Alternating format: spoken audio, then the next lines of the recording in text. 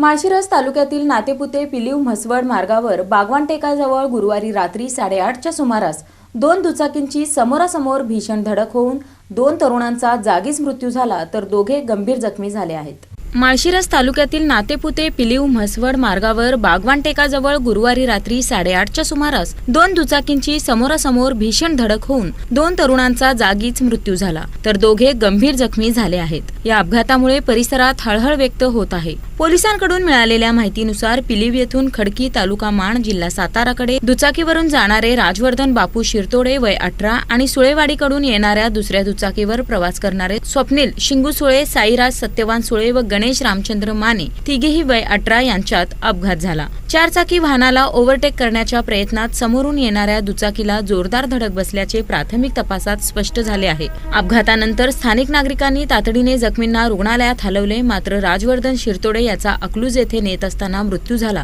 तर स्वप्नील सुळे याचा उपचारादरम्यान मृत्यू झाला। साईराज सुळे व गणेश माने हे दोघे गंभीर जखमी असून त्यांच्यावर उपचार सुरू आहेत। या प्रकरणी पुढील तपास सुरू असल्याचं पोलिसांनी सांगितलं आहे।